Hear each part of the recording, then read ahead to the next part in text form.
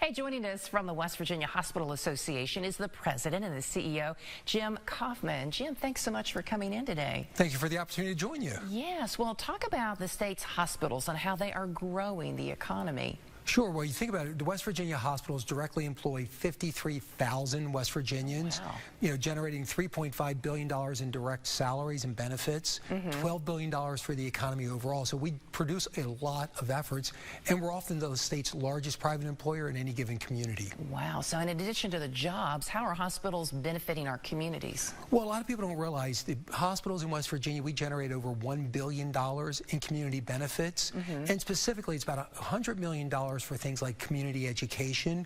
So for example, a hospital may be running a diabetes education program, or right here in Huntington, I know Cabell Huntington Hospital runs a program, Cooking with Cancer, to try to help improve nutrition for cancer patients. So those are things that are outside the traditional hospital space. People don't realize that we're doing to make our community healthier.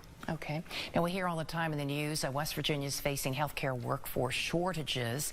What's being done to, I guess, fix this? Sure. Well, I have good news and bad news on this one. Okay. I mean, the good news is we've actually seen our vacancy rates decline about 3.5% from 2022 to 2023.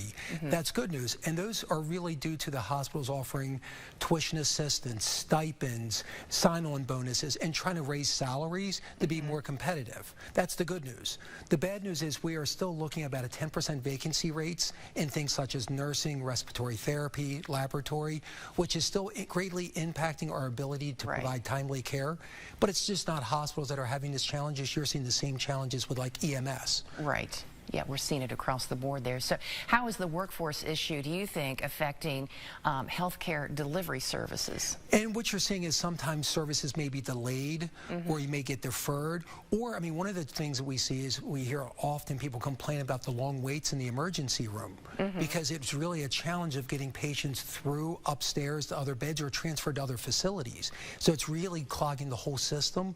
So you see hospitals trying to get very, very creative and looking at how do we better provide care in other settings, looking at alternative locations, encouraging patients instead of coming to the emergency room, using their primary care provider, or urgent care. So we're better utilizing the limited staff that we have. Yeah, that's a great tip there too.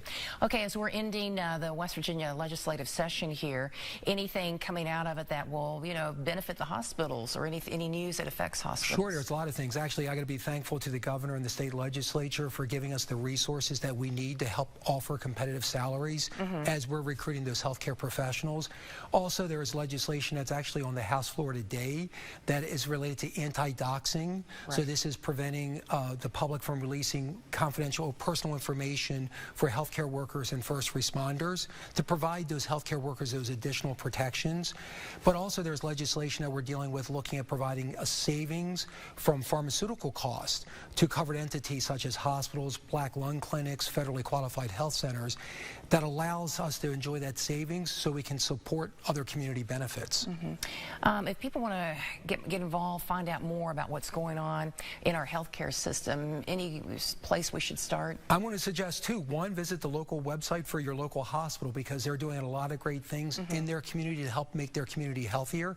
At the same time, they can visit the West Virginia Hospital Association's website as well. All right. Well, Jim, always great talking with you. Thanks so much for stopping by. Thank you so much for the opportunity. Right.